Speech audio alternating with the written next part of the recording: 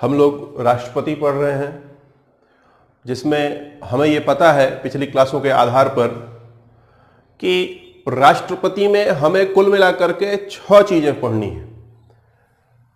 राष्ट्रपति पद पर पहुंचने की योग्यता, योग्यता के बाद कौन चुनेगा, किस प्रक्रिया से चुनेगा, चुन लिया जाएगा तो शपथ कौन दिलाएगा, शपथ ले लेगा तो क्या काम करेगा, काम करेगा तो अधिकार क्या होगा, काम करेगा तो वेतन क्या पाएगा, लेकिन अगर अपने अधिकार का गलत इस्तेमाल करके गलत काम करेगा तो उसे हटाया जाएगा। तो हटाया कैसे जा सकता है। कुल मिलाकर के यही 6 चीजें हमें पढ़नी है, जिसमें हम लोग योग्यता पढ़ चुके हैं, निर्वाचक मंडल पढ़ चुके हैं और निर्वाचन की प्रक्रिया पढ़ रहे हैं हम लोग। क्लियर है। आज की क्लास में निर्वाचन की प्रक्रिया पढ़ेंगे, शपथ ग्रहण पढ़ेंगे और कार्य अधिकार पर आएंगे। क्लियर है। तो ध्यान देंगे, क्विक रिवीजन करते हुए। योग्यताएं 4 हैं। ये शर्तें हैं, योग्यताओं के आधार पर चुनाव नहीं लड़ा जा सकता।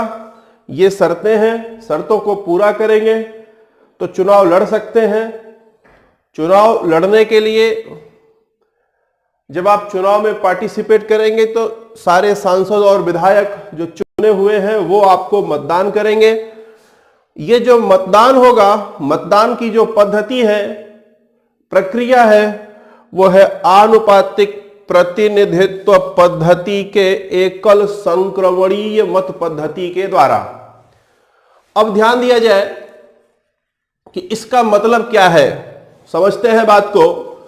सबसे पहले ऊपर वाली लाइन को समझते हैं। आनुपातिक प्रतिनिधित्व पद्धति बोलता है कि प्रतिनिधित्व शब्द का इस्तेमाल इसलिए किया गया है क्योंकि मत देने वाले जो लोग हैं वो आम जनता न होकर के ये जनता के प्रतिनिधि हैं, इसलिए यहां पर प्रतिनिधित्व शब्द का इस्तेमाल किया गया है। क्लियर है।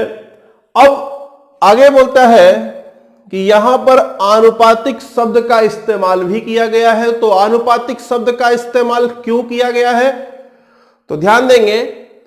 आनुपातिक शब्द का इस्तेमाल करने के पीछे जो उद्देश्य है वो ये कि इन प्रतिनिधियों का मत मूल्य, इन प्रतिनिधियों का मत मूल्य अनुपात में होता है। किस अनुपात में? उस अनुपात में जिस जनसंख्या का ये प्रतिनिधित्व कर रहे होते हैं। यानी कि उत्तर प्रदेश के सांसद का अलग मत मूल्य होगा, बिहार के सांसद का अलग मत मूल्य होगा, तमिलनाडु के सांसद का अलग मत मूल्य होगा, दिल्ली के सांसद का अलग मत मूल्य होगा। क्लियर है। क्यों? क्योंकि ये अलग अलग जनसंख्या को रिप्रेजेंट करते हैं। ओके, क्लियर है। आगे बढ़ते हैं। ध्यान दिया जाए, विधायकों का मत मूल्य अलग होगा, सांसदों का अलग होगा। अब आपसे ये सवाल पूछा जाता है कि संसद सदस्य का मत मूल्य गणना करने का फॉर्मूला क्या है, या विधायकों के मतों का गणना करने का फॉर्मूला क्या है। ये फॉर्मूला खोज करके आप कमेंट सेक्शन में कमेंट करिएगा। कमेंट सेक्शन में आप इसको करिएगा कि क्या फॉर्मूला है। क्लियर है। फिर हम उसको करेक्ट करेंगे। आगे बढ़ते हैं। आगे बोलता है कि एकल संक्रमणीय मत पद्धति। ध्यान दीजिए, यही मेन चीज है। यहां तक तो हम लोग पढ़ चुके थे। एकल संक्रमणीय मत पद्धति का क्या मकसद है, तो बोलता है कि इसमें जो 50% से ज्यादा मत पाएगा वही विजेता होगा, नहीं तो कोई भी विजेता नहीं होगा। क्लियर है। दूसरा, मतदाता उतना मत डाल सकता है जितना उम्मीदवार हो।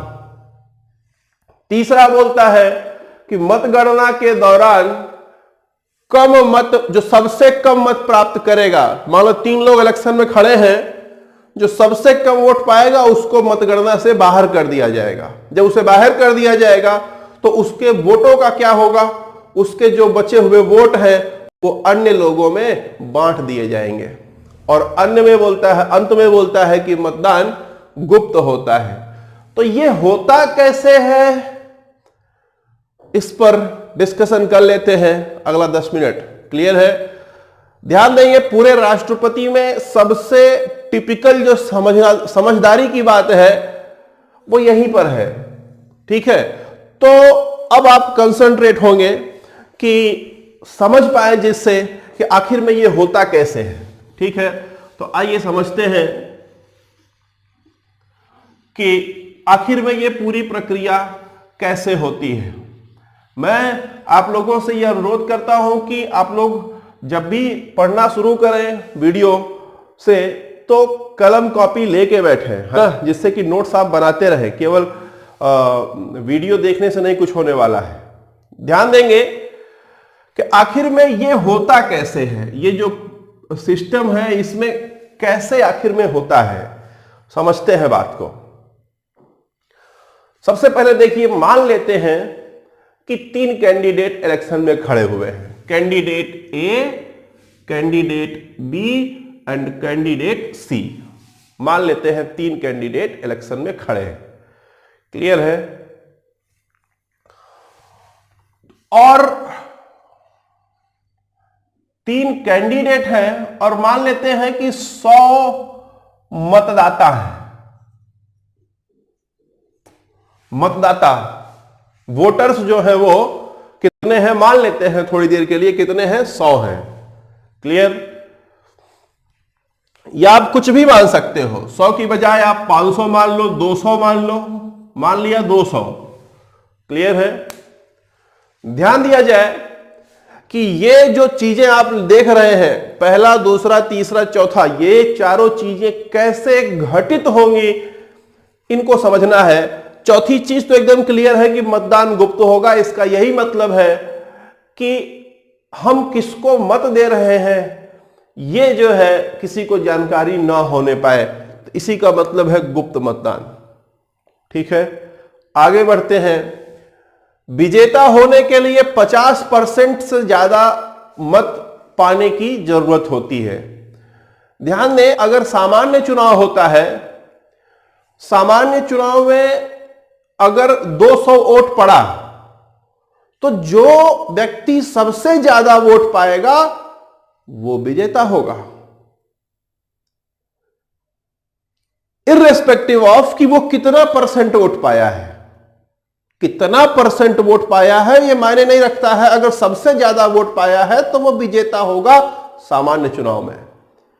लेकिन यहां पर बोलता है आप सबसे ज्यादा वोट पा करके भी विजेता नहीं बनेंगे तब तक जब तक कि 50% से अधिक एक वोट आपका ना हो जाए। तो ध्यान दें, 200 का 50% कितना होगा? 200 का 50% 100 होगा।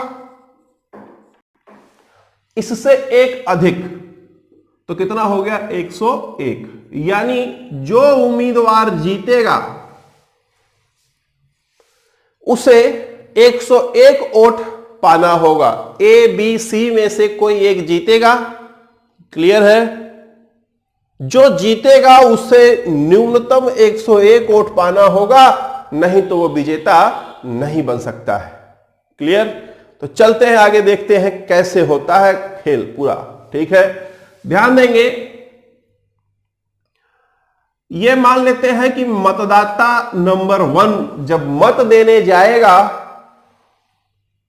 तो उसको किस तरह का बैलेट पेपर मिलेगा मतदान करने के लिए। क्लियर है? पहले ये समझते हैं। ध्यान दीजिए, जो बैलेट पेपर होगा वो इस तरह कुछ होगा। ध्यान दिया जाए,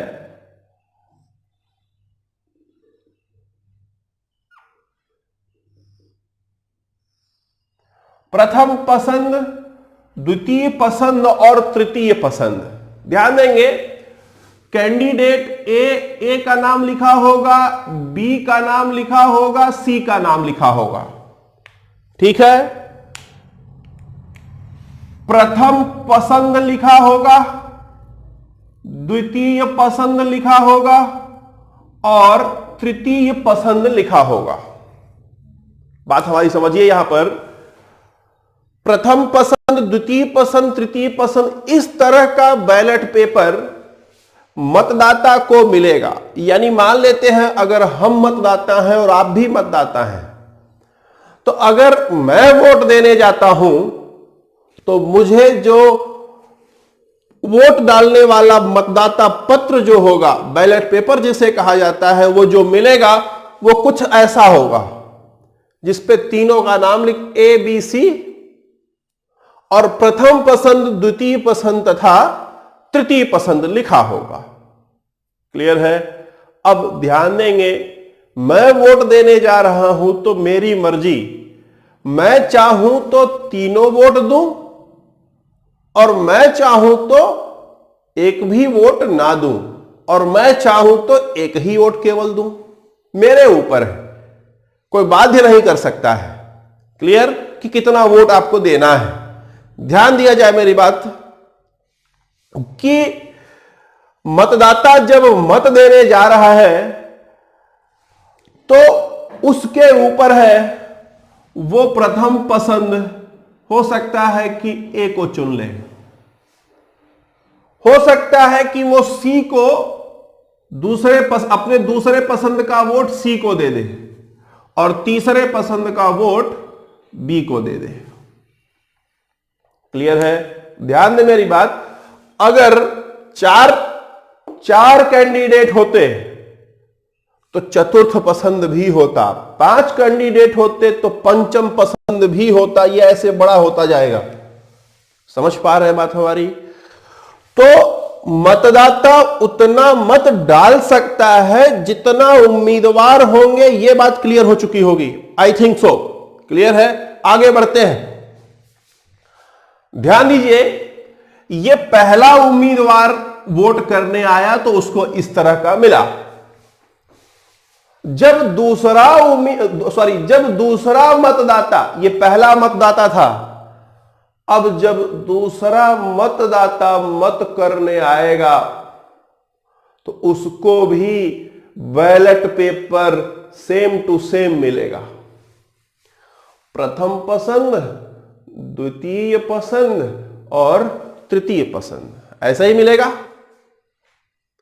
अब क्या होगा, ये भी मत डालने जाएगा। दूसरा आदमी जब मत डालने जा रहा है तो इसके ऊपर है, चाहे जिसको जो पसंद मन करे वो दे।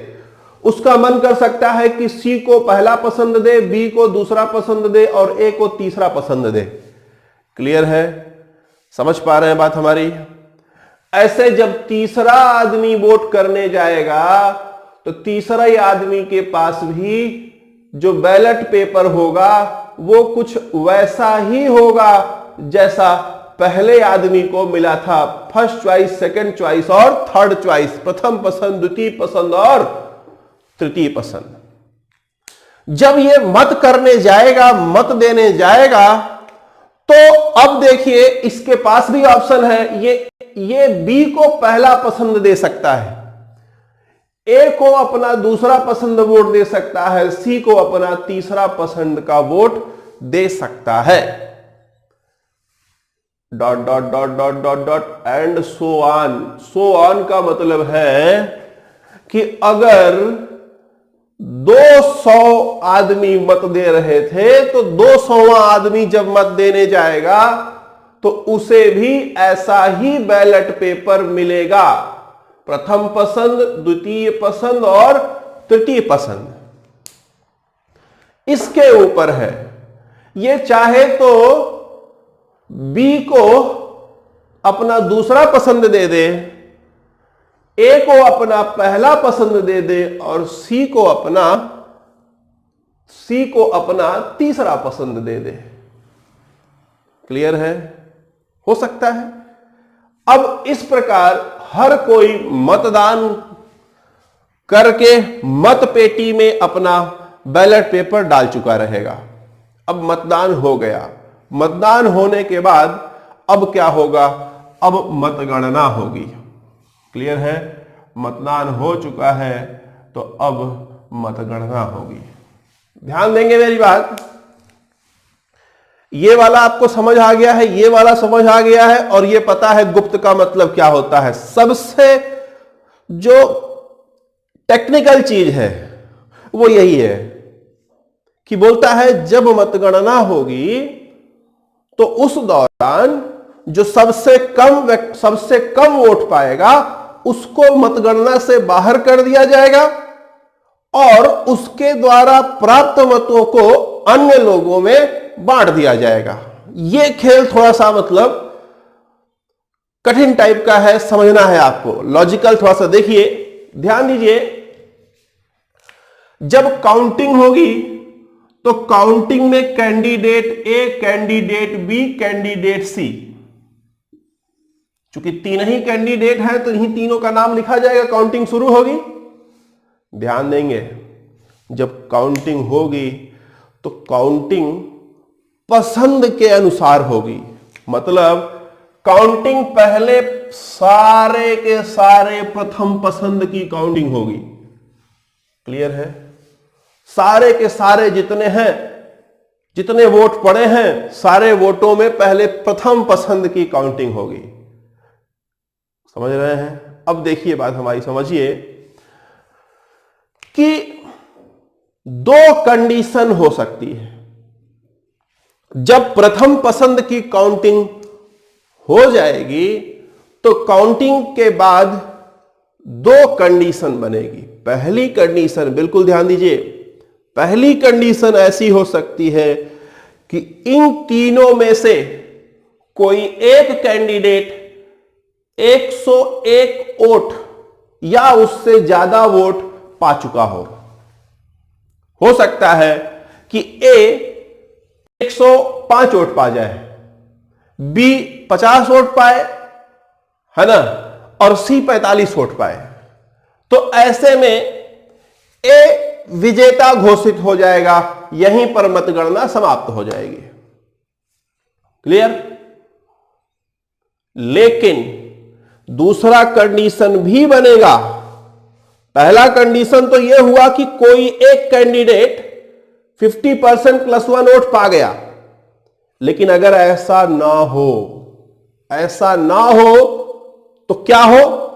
ऐसा हो कि कोई भी कैंडिडेट 50% मत प्राप्त ना किया हो। क्लियर है? ऐसा हो जाए कि ये 80 वोट पाया हो, ये 70 वोट पाया हो और ये 50 वोट पाया। प्रथम पसंद की गणना हुई, कोई भी व्यक्ति 50% से ज्यादा मत नहीं पाया है।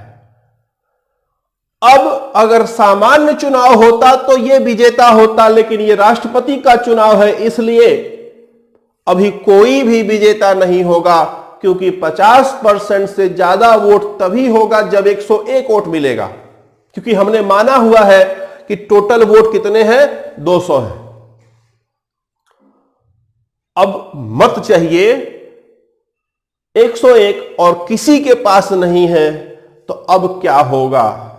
ध्यान देंगे। अब द्वितीय पसंद की मतगणना शुरू होगी। द्वितीय पसंद की मतगणना शुरू होगी। सारे बैलेट पेपर फिर से निकाले जाएंगे, एक एक करके ध्यान दीजिएगा, एक एक करके बैलेट पेपर निकालते जाएंगे और देखते जाएंगे कि द्वितीय पसंद में कौन कितना वोट पाया हुआ है। क्लियर है? अब यहां एक और बात ध्यान दीजिए, इसमें ये वाला सबसे कम मत प्राप्त किया है, इसलिए इसको अब मतगणना से बाहर कर दिया जाएगा और इसके द्वारा प्राप्त मतों को अन्य लोगों में बांट दिया जाएगा। ध्यान देंगे, ये 50 वोट नहीं बटेगा, वोट जो बटेगा वो इसके बाद वाला जो वो वोट पाया होगा वो बटेगा।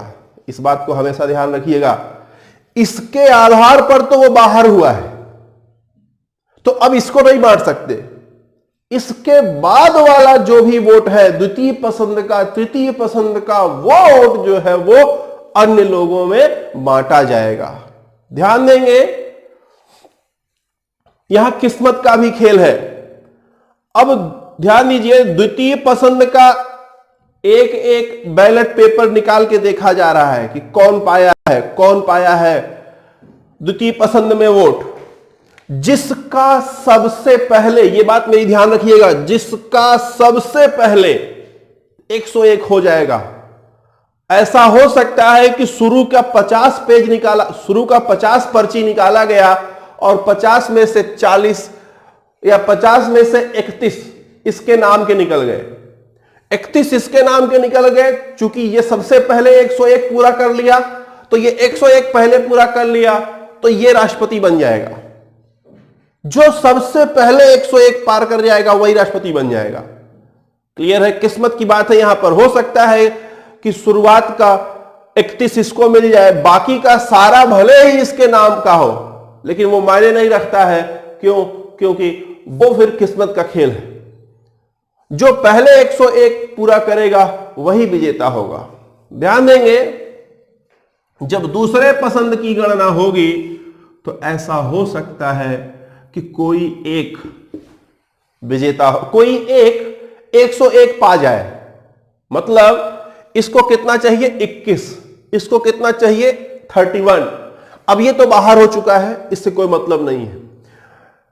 इसको 31 चाहिए, इसको 21 चाहिए। अगर कोई एक इसमें पा जाता है तो जो सबसे पहले पाएगा वो विजेता हो जाएगा। लेकिन क्या होगा अगर, सबसे इंपॉर्टेंट पॉइंट, अगर फिर ऐसा हो कि ए पाया है 15 वोट, बी पाया है 20 वोट, क्लियर है, और सी पाया है 65 वोट। लेकिन सी चूंकि पहले पसंद के आधार पर ही बाहर हो चुका था, या मान लेते हैं ये 16 वोट पाया है, ये 16 वोट पाया है, ये 20 वोट पाया है, तो ये 64 वोट पाया है मान लेते हैं। ध्यान देंगे, अब चूंकि सी पहले से ही बाहर हो चुका है, अब क्या होगा खेल देखिए। इसका 96 हो गया, इसका 90 हुआ है, विजेता अभी कोई नहीं हुआ है। विजेता होने के लिए वोट कितने चाहिए? 101, क्योंकि हमने 200 माना हुआ है, तो 200 का 50% 100 होता है, उससे एक ज्यादा 101 होगा। ध्यान देंगे, अब इस 64 वोट को, ये जो 64 वोट है, इस 64 वोट को बांट दिया जाएगा।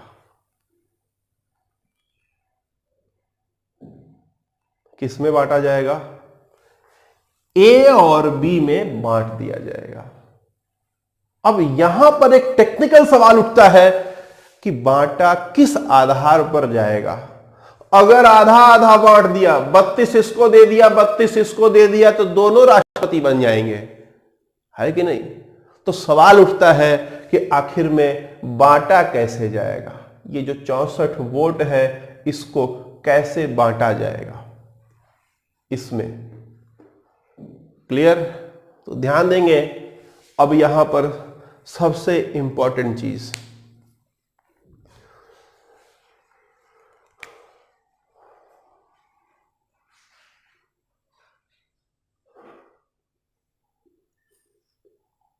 आप एक बात ये यहां पर समझ पा रहे होंगे कि ये जो 64 मत पत्र है, 64 जो बैलेट पेपर है, ये जो 64 बैलेट पेपर है, इन 64 बैलेट पेपर में सी द्वितीय पसंद पर है।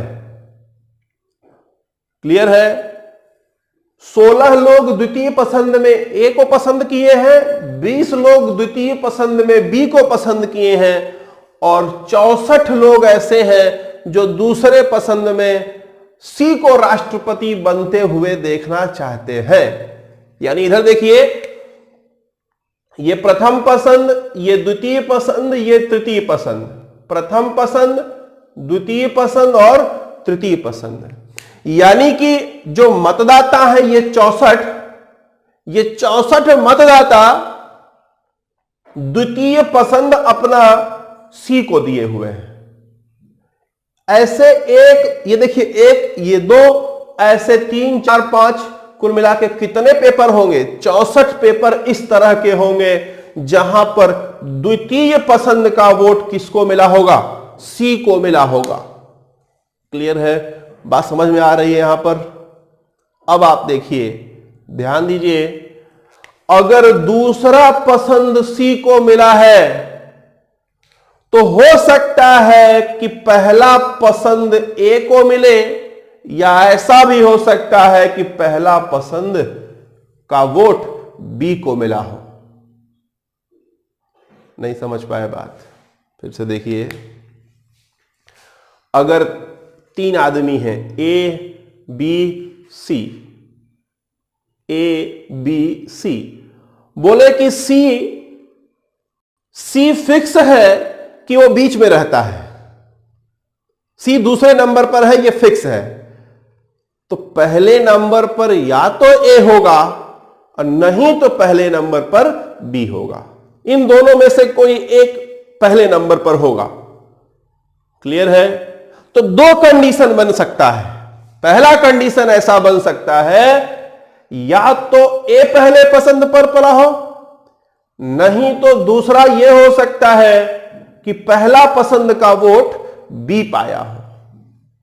क्योंकि दूसरा पसंद 64 वोट में दूसरा पसंद सी को मिला है, तो इन 64 वोट में कुछ वोट में पहला पसंद ए को होगा और कुछ वोट में पहला पसंद बी को होगा। अब ध्यान दीजिए, क्या किया जाएगा? बॉक्स में से एक पेपर निकाला जाएगा और पेपर को जब खोला जाएगा, अगर पेपर ऐसा निकला जहां सी दूसरे पसंद पर है और ए पहले पसंद पर है, तो ये वोट चूंकि ए पहले पसंद में है तो जाकर के ए में जुड़ जाएगा। और अगर ऐसा पेपर निकल गया जहां पर सी दूसरे पसंद में है और पहले पसंद में कौन है? बी है, तो ये जाकर के बी को जुड़ जाएगा। इस प्रकार एक एक पेपर निकाला जाएगा और जिसका सबसे पहले 101 पूरा हो जाएगा वो विजेता घोषित कर दिया जाएगा। क्लियर है? थोड़ा सा टेक्निकल है, घबराने की बात नहीं है। इसके बाद अभी उपराष्ट्रपति का भी चुनाव इसी पे होता है, आएगा तो मैं आपको बताऊंगा। क्लियर है? ध्यान रखें बस इतना कि 50% धन एक मत प्राप्त करने वाला विजेता होता है। यह पॉइंट एकदम क्लियर होगा। यह भी एकदम क्लियर होगा कि मतदाता उतना मत डाल सकता है जितना उम्मीदवार है पसंद के अनुसार। क्लियर है? बस दिक्कत आपको यही आ रही होगी कि मतगणना के दौरान सबसे कम मत प्राप्त करने वाले को बाहर कर दिया जाता है और उसके द्वारा प्राप्त मतों को बांट दिया जाता है। यही दिक्कत आ रही होगी, अगर आ भी रही होगी तो घबराने की बात नहीं है। 2 मिनट मैं फिर इसको रिवाइज करके आगे बढ़ रहा हूं। फिर उसके बाद अगर नहीं समझ में आया तो आप कमेंट सेक्शन में हमें कमेंट करिएगा कि सर ये पॉइंट नहीं समझ में आया, तो मैं एक और वीडियो अलग से केवल इस पर बना करके डाल दूंगा। ध्यान देंगे, बोलता है कि जब मतगणना हो जाएगी, मतगणना हो रही होगी, तो ऐसा होगा कि कोई एक आदमी सबसे ज्यादा वोट पा जाए। जो सबसे ज्यादा ऐसा होगा कि कोई एक आदमी 50% से ज्यादा हो जाए। 50% से ज्यादा होगा तो वो विजेता हो जाएगा, फिर मतगणना बंद हो जाएगी। लेकिन अगर ऐसा हो कि कोई भी 50% ना पाए तो दूसरे पसंद की गणना शुरू होगी। दूसरे पसंद की गणना होने के समय अगर कोई 50% टच कर गया, 50% से ज्यादा हो गया, तो वो विजेता हो जाएगा। लेकिन अगर वो दूसरे पसंद की गणना के बाद भी कोई विजेता नहीं होता है, तब क्या होगा? बोलता है कि जो सबसे कम मत पाया हुआ है उसके मतों को बांट दिया जाएगा। क्लियर है? बांटा किस आधार पर जाएगा? बोलता है कि पहली इन मतों में पहले पसंद पर किसको वोट पड़ा है उसको देख करके उसको बांट दिया जाएगा। जिसका पहला पसंद इसमें होगा, दूसरा पसंद तो सीधा, पहला पसंद जिसका रहा होगा उसको वोट दे करके काउंटिंग कर दी जाएगी। काउंटिंग करते समय जिसका सबसे पहले, किस्मत का खेल है, जिसका सबसे पहले 101 होगा यानी 50% से ज्यादा होगा, वो विजेता घोषित हो जाएगा। क्लियर है? तो इस प्रकार आप देखिए कि राष्ट्रपति का जो निर्वाचन है वो कैसे होता है, किस प्रक्रिया के तहत होता है, पूरा डिटेल में मैंने आपको बता दिया। यकीन मानिए मेरा कि आप किसी भी किताब से कई बार पढ़ेंगे फिर भी आपको नहीं समझ आएगा। क्लियर है? क्योंकि स्पष्ट वर्णन कहीं पर भी नहीं है इस तरह का। ठीक है? और कुछ आगे बढ़ते हैं।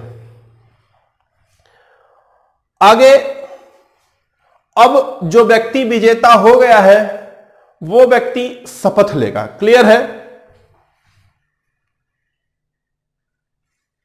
ध्यान देंगे,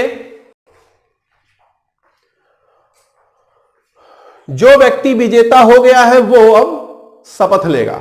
ठीक? तो शपथ उसे कौन दिलाएगा? ध्यान देंगे, बोलता है कि विजेता व्यक्ति को अपने पद का शपथ लेना होता है। जिस पद पर वो जा रहा है उस पद पर पहुंचने के लिए उसे शपथ लेना पड़ता है। क्लियर है? ध्यान देंगे, मेरी बात समझेंगे यहां पर कि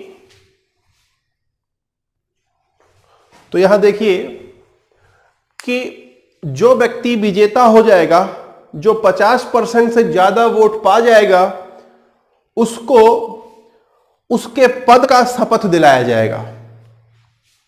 उसके पद का शपथ सर्वोच्च न्यायालय का मुख्य न्यायाधीश, जिसे चीफ जस्टिस ऑफ इंडिया भी कहा जाता है, वो राष्ट्रपति को उसके पद का शपथ दिलाएगा। ऐसा भी हो सकता है कि वो अगर किसी कारणवश अनुपस्थित है तो सुप्रीम कोर्ट के पैनल में जो सबसे वरिष्ठतम अधिकारी उपस्थित होगा वो राष्ट्रपति को उसके पद का शपथ दिलाएगा। अब जब शपथ हो जाएगा तो फिर वो काम करेगा। ध्यान देंगे, व्यक्ति योग्य है, प्रक्रिया पूरी, व्यक्ति योग्य है, कुछ लोग मिलकर के किसी प्रक्रिया के तहत उसे चुनते हैं, वो शपथ ले लेता है, तो अब वो काम करेगा। क्लियर है? क्योंकि उसकी नियुक्ति एक तरह की हो चुकी है, तो अब उसका काम होगा, काम करेगा तो उसके पास अधिकार होंगे। तो उसके क्या कार्य और अधिकार हैं, हमारा अगला टॉपिक है।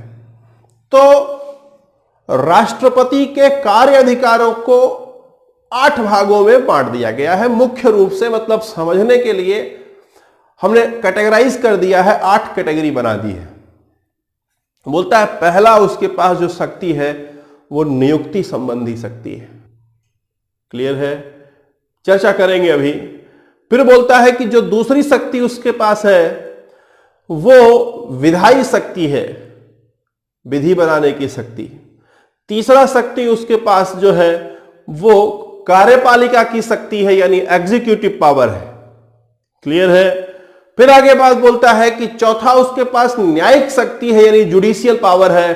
फिर आगे बोलता है पांचवा उसके पास सैन्य शक्ति है, यानी उसके पास मिलिटेंट पावर भी है।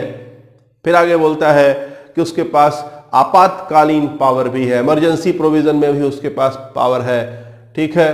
फिर उसके बाद बोलता है कि उसके पास राजनयिक शक्ति होती है, यानी डिप्लोमेटिक पावर भी होता है उसके पास। और अंत में जो सबसे इंपॉर्टेंट पावर उसके पास है वो बोलता है उसके पास वीटो पावर होता है। क्लियर? तो ये जो पावर्स हैं उसके, वो पावर्स उसके फंक्शन के आधार पर मिलते हैं, यानी जो वो फंक्शन करेगा उस फंक्शन को सुचारू रूप से, कार्य को सुचारू रूप से चलाने के लिए उसके पास कुछ अधिकार मिलते हैं। वही है ये आठों। क्लियर है? अब एक एक करके इसको हम लोग समझेंगे। एक क्लास में ये नहीं खत्म होगा। आज की क्लास, अगली क्लास, 2 क्लास लगेगा कार्य अधिकार पढ़ने में। ठीक है, तो आइए समझते हैं सबसे पहले नियुक्ति संबंधी शक्ति। क्लियर है? नियुक्ति संबंधी शक्ति में आइए समझते हैं कि क्या होता है, कैसे होता है। ध्यान देंगे, बात करेंगे जब हम अपने प्रेसिडेंट की यानी राष्ट्रपति की बात जब करेंगे, तो इस राष्ट्रपति के पास नियुक्ति करने की जितने देश में बड़े बड़े जितने संवैधानिक पद हैं, सब संवैधानिक पदों पर नियुक्ति करने का अधिकार राष्ट्रपति के पास होता है। शुरुआत होता है प्रधानमंत्री, प्रधानमंत्री की नियुक्ति करता है, मंत्रियों की नियुक्ति करता है, नियंत्रक महालेखा परीक्षक की नियुक्ति करता है, भारत के महान्यायवादी की नियुक्ति करता है, और जितने राज्यपाल हैं सभी राज्यपालों की नियुक्ति करता है, जितने सेंट्रल यूनिवर्सिटीज हैं उनके कुलपतियों की नियुक्ति करता है, मतलब सॉरी जो भी है, आगे जो यूपीएससी है उसके चेयरमैन की नियुक्ति करता है, भाषा आयोग है उसके सदस्यों के अध्यक्षों की नियुक्ति करता है, एससी एसटी आयोग है उसके अध्यक्ष की नियुक्ति करता है, या यूं कहें कि जितने भी महत्वपूर्ण संवैधानिक पद हैं, यहां तक कि सुप्रीम कोर्ट और हाई कोर्ट के जजों की भी नियुक्ति यही करता है। क्लियर है? अब क्या प्रोसेस है, उसमें क्या चीजें इन्वॉल्व है, उसको समझते हैं। जो सबसे इंपॉर्टेंट नियुक्ति ये करता है, सबसे महत्वपूर्ण नियुक्ति इसकी प्रधानमंत्री की नियुक्ति होती है। क्लियर है? आइए उसको समझते हैं। ध्यान दीजिएगा मेरी बात। राष्ट्रपति के पास यह अधिकार होता है कि वह नियुक्ति करे किसका? प्रधानमंत्री की। वो नियुक्ति का अधिकार उसके पास होता है। ध्यान देंगे, मैं एक सेंटेंस बोल रहा हूं, जो सेंटेंस बोलने जा रहा हूं अभी इस पर आप पैनिक मत होइएगा, परेशान मत होइएगा, पूरा एक्सप्लेन करेंगे तो आपको समझ आ जाएगा। सेंटेंस ये है, सेंटेंस ये है कि राष्ट्रपति के पास यह अधिकार होता है कि वह किसी को भी प्रधानमंत्री नियुक्त कर सकता है। यह अधिकार राष्ट्रपति के पास होता है। वो आपको भी कर सकता है। आपकी उम्र अगर हो जाए 25 साल से ऊपर, तो आपको भी वो राष्ट्रपति नियुक्त कर सकता है, आपको भी वो प्रधानमंत्री नियुक्त कर सकता है। ये आपको थोड़ा सा पैनिक कर रहा होगा, बस अगला 5 मिनट इंतजार करिए, सब क्लियर हो जाएगा डाउट। ध्यान देंगे, जब राष्ट्रपति पीएम की नियुक्ति करने जाता है तो उसके सामने 2 ऑप्शन होते हैं, 2 विकल्प होते हैं। क्लियर है? कौन से 2 विकल्प होते हैं उसको समझिए पहले। ध्यान देंगे, जब ये नियुक्ति करने जाता है तो उस समय लोकसभा का चुनाव हुआ रहता है। क्लियर है? लोकसभा के बहुमत के आधार पर ही प्रधानमंत्री नियुक्त होता है। ध्यान देंगे, सरकार बनती है लोकसभा के बहुमत के आधार पर। लोकसभा में वर्तमान में 543+2 सीटें हैं, जो कि ये दोनों मतलब आंग्ल भारतीय हैं, जिसको अब इरेडिकेट किया जा रहा है, हटाया जा रहा है। तो 543 सीटें, 543 सीटों में आधे से भाग कर 2 से भाग करेंगे, यानी 50% से ज्यादा, तो आप देखिए 272 या उससे अधिक को हम कहेंगे बहुमत कहेंगे। क्लियर है? बात समझ में आ रहा है कि नहीं? 272 या इससे अधिक को हम बहुमत कहेंगे। ध्यान दीजिए, मान लो कि यहां पर पार्टी है, भाजपा है, कांग्रेस है, समाजवादी पार्टी है, बहुजन समाजवादी पार्टी है। क्लियर है? ये मान लो चार पार्टियां हैं। थोड़ी देर के लिए देखिए, ध्यान देंगे,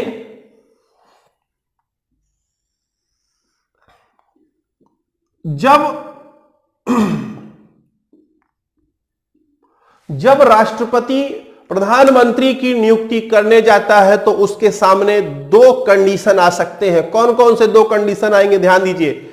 ऐसा हो सकता है, कंडीशन 1 कि भाजपा 300 सीट पा जाए, कांग्रेस 150 सीट पा जाए,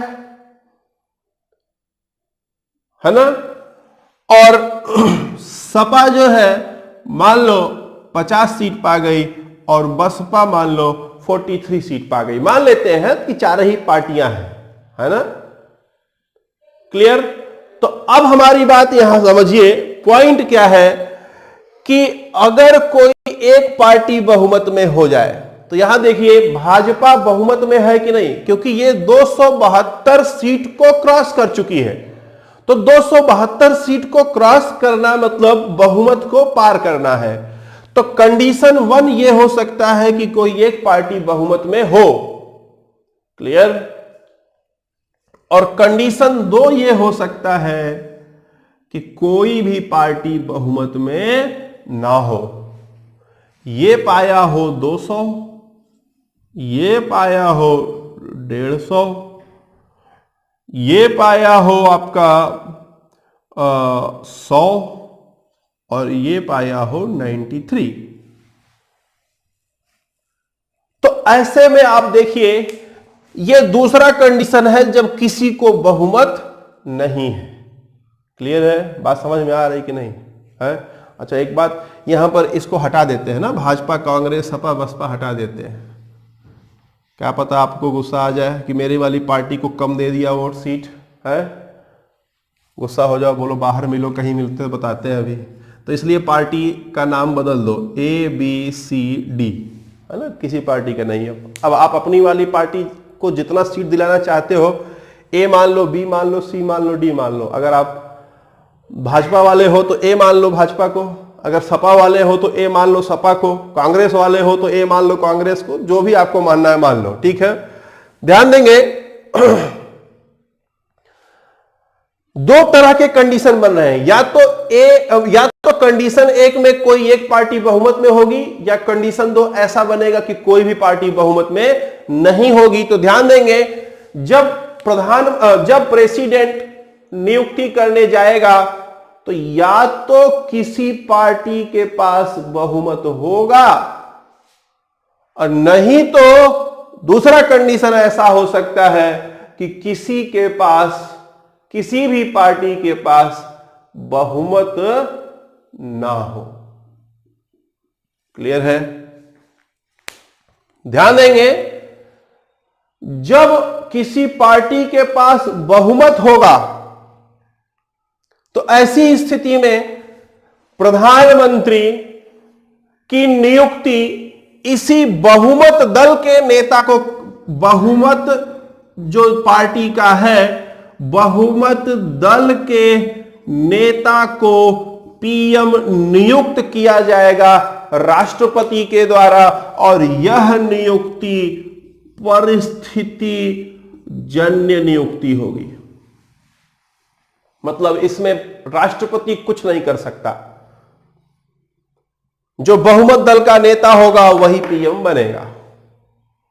लेकिन ध्यान देंगे, जब ऐसी स्थिति उत्पन्न होगी कि कोई भी पार्टी बहुमत में नहीं है, तो किसी भी आम आदमी को, किसी को भी राष्ट्रपति PM बना सकता है, उस समय वो अपने स्व विवेक का इस्तेमाल करेगा। अपने विवेक का इस्तेमाल करके किसी भी आम आदमी को, आपको भी, है ना। तो इस बार भगवान से प्रार्थना करो कि किसी भी पार्टी को जो है बहुमत ना मिले, और आप अभी से टारगेट बना करके राष्ट्रपति भवन के इर्द गिर्द टहलते रहिए। क्या पता कभी राष्ट्रपति की नजर पड़ जाए और किसी को बहुमत नहीं मिला, फिर आपको पीएम बना दे, हैं। देखिए, आइए देखिए, ध्यान दीजिए, ध्यान देंगे। जब बहुमत नहीं होगा किसी पार्टी के पास, तो राष्ट्रपति किसी को भी पीएम बना सकता है। जब किसी को पीएम बनाएगा, किसी आम आदमी को पीएम बनाएगा, तो उसे दो शर्तें पूरी करनी पड़ेंगी। पहली शर्त क्या है? बोलता है पहली शर्त यह है कि उसे लोकसभा में बहुमत सिद्ध करना पड़ेगा। और दूसरी बात बोलता है कि 6 माह के भीतर उसे सांसद बनना पड़ेगा, चाहे लोकसभा का चाहे राज्यसभा का। यहां पर एक क्वेश्चन है कि क्या वो मनोनीत सांसद भी बन सकता है? इस सवाल का जवाब कमेंट सेक्शन में आप लिखिएगा कि क्या वो सांसद जो है वो मनोनीत सांसद बन सकता है, मतलब वो आम आदमी को पीएम बना दे और पीएम बनाने के बाद खुद ही उसे सांसद मनोनीत कर दे। क्या ऐसा हो सकता है या नहीं हो सकता है? इसको कमेंट में आप लिखिएगा, फिर मैं उसका जवाब आपको दूंगा। क्लियर है? बात यहां क्लियर हुई। ध्यान देंगे, राष्ट्रपति के पास यह अधिकार होता है कि वह प्रधानमंत्री की नियुक्ति करता है। प्रधानमंत्री की नियुक्ति के समय उसके पास दो ऑप्शन होते हैं, या तो कोई पार्टी बहुमत में होगी या कोई भी पार्टी बहुमत में नहीं होगी। अगर कोई पार्टी बहुमत में है तो बहुमत दल के नेता को पीएम नियुक्त किया जाएगा। यह परिस्थिति जन्य नियुक्ति है, इसमें कुछ नहीं कर सकता राष्ट्रपति। लेकिन जब ऐसा हो कि कोई भी पार्टी को बहुमत ना हो, तो ऐसे में वो अपने विवेक का इस्तेमाल करेगा। स्वविवेक का इस्तेमाल करते हुए वो किसी भी इंसान को, इस बात को ध्यान रखिएगा, किसी भी इंसान को वह पीएम नियुक्त कर सकता है। और अगर कोई इंसान पीएम बना तो वो उसे दो शर्तें पूरा करनी पड़ेंगी। पहली चीज कि लोकसभा का बहुमत उसे साबित करना होगा, और दूसरी चीज उसे 6 माह के भीतर सांसद बनना पड़ेगा। यहां तक क्लियर है? ध्यान देंगे, राष्ट्रपति के पास अधिकार है कि जब कोई भी पार्टी बहुमत में ना हो तो किसी भी आम आदमी को वो पीएम बना सकता है, लेकिन वह अपने इस अधिकार का इस्तेमाल नहीं करता है। तो सवाल उठता है कि वह अपने अधिकार का इस्तेमाल नहीं करता है, तो फिर करता क्या है? तो ध्यान दें, इसका जवाब है कि वह परंपरा का पालन करता है। किस चीज का? परंपरा का पालन करता है। क्या है परंपरा, उसको समझते हैं। ध्यान देंगे, क्या है परंपरा, उसको समझते हैं। एक एग्जाम्पल मैं दे रहा हूं आपको, मैं एक एग्जाम्पल दे रहा हूं, उस एग्जाम्पल से आप समझिए। मान लो थोड़ी देर के लिए कि आप हैं और आपकी एज मान लेते हैं 25 ईयर्स है, मान लो थोड़ी देर के लिए, ठीक है। और आपका कोई बड़ा भाई या बड़ी बहन है जिसकी एज 27 ईयर्स है, मान लेते हैं थोड़ी देर के लिए, ठीक। आप 25 साल के हैं तो 25 साल के हैं तो क्या आपके पास शादी करने का अधिकार है कि नहीं? बताइए। जाहिर सी बात है, अगर आप 21 साल के ऊपर है, लड़का है और लड़की है 18 साल से ऊपर है, तो कानूनन आपके पास अधिकार है कि आप शादी कर सकते हैं। यह आपका क्या है? अधिकार है। लेकिन ध्यान देंगे, आपके घर पर एक परंपरा है हमारे यहां कि बड़े वाले की जब तक शादी नहीं होगी तब तक छोटे वाले की शादी नहीं होती है। अधिकार आपके पास है कि आप शादी कर सकते हो, आप 25 साल के अगर हो तो, लेकिन आप क्या करते हो? आप अपने उस अधिकार का इस्तेमाल नहीं करते हो। आप परंपरा का पालन करते हो कि पहले बड़े भैया की शादी हो जाएगी, दीदी की शादी हो जाएगी, तब हम अपनी शादी करेंगे, तब अपना लगन मनाएंगे, है ना? बात हमारी समझ पा रहे हैं? तो एक तरफ आपके पास अधिकार है शादी करने का, लेकिन आप शादी नहीं कर रहे हो। क्या कर रहे हो? आप अपने अधिकार का इस्तेमाल ना करके बल्कि आप परंपरा का पालन करते हो। आप इंतजार करते हो कि बड़े वाले की शादी हो जाए तब फिर हम अपनी करेंगे। तो यहां पर भी देखो, अधिकार इसके पास है कि ये शादी कर सकता, सॉरी अधिकार इसके पास है कि ये किसी को भी पीएम नियुक्त कर सकता है। जैसे आपके पास अधिकार है कि आप शादी कर सकते हैं, लेकिन आप नहीं करते हैं। आप क्या करते हैं? परंपरा का पालन करते हैं। तो इसके पास भी अधिकार है कि ये किसी को भी पीएम नियुक्त कर सकता है अगर किसी के पास बहुमत ना हो।